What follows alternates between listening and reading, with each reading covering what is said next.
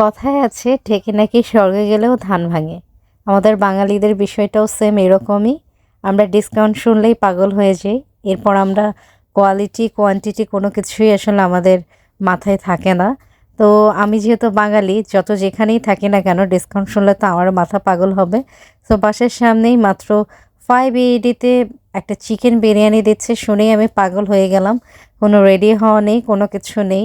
আমি জলদি দৌড়ে চলে গেলাম এই বিরিয়ানি খেতে। বাট এটা হচ্ছে বসে খাওয়ার কোনো সুযোগ নেই।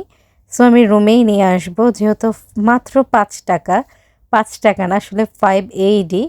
সো এটা তো কোনোভাবেই মিস করা যায় না। প্রথমে ভাবছিলাম এটা হয়তো বাংলাদেশি বিরিয়ানি হবে, কিন্তু আমি একেবারেই ভুলে গিয়েছিলাম আমার বাসার পাশে কিন্তু কোনো বাংলা রেস্টুরেন্ট নেই, সব ইন্ডিয়ান রেস্টুরেন্ট। যেহেতু রেস্টুরেন্টগুলো ইন্ডিয়ান, সো খাবার তো ইন্ডিয়ানই হবে। ইন্ডিয়ানরা এটা এক টাইপের সস খায় বিরিয়ানির সাথে। এটা দেখতে যদিও ভালো লাগছে, এটার স্মেল তেমন একটা ভালো না। এরপর খেয়ে যখন দেখব তখন বুঝতে পারবো টেস্টটা কীরকম। খুলতে খুলতে খুব এক্সাইটেড লাগছিল, মনে হচ্ছিল খুব কম টাকায় বিরিয়ানি পেয়ে গিয়েছি। এখন খোলার পরে দেখলাম এটা হচ্ছে হায়দ্রাবাদি বিরিয়ানি।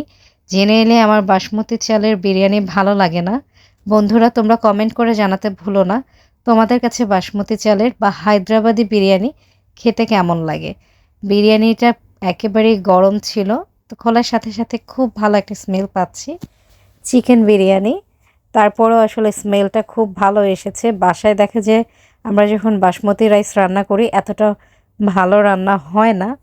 যাই হোক, এখন আনপ্যাক করে ফেলেছি, টেস্ট করার পালা। টেস্ট করে তোমাদেরকে বলতে পারবো খাবারটা আসলে আমি কিনে জিতলাম নাকি ঠকলাম। আর তোমাদেরকে এটার অ্যাড্রেসটা বলে রাখি, এটা কিন্তু আল কারামাতে। তোমরা যারা আল কারামাতে থাকো তারা এটা ট্রাই করতে পারো।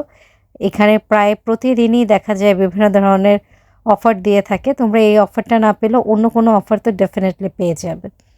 খাবারটা খেয়ে আসলে খুবই ভালো লাগছে, বিরিয়ানির টেস্ট খুব ভালো হয়েছে। এরপর এখন আমি ট্রাই করছি এই হোয়াইট সসটা দিয়ে। আমার কাছে হোয়াইট সসটা দেখেও ভালো লাগেনি, খাওয়ার পরেও আসলে ভালো লাগেনি। তোমাদের কার কাছে ভালো লাগে কমেন্ট করে জানাতে ভুলো না।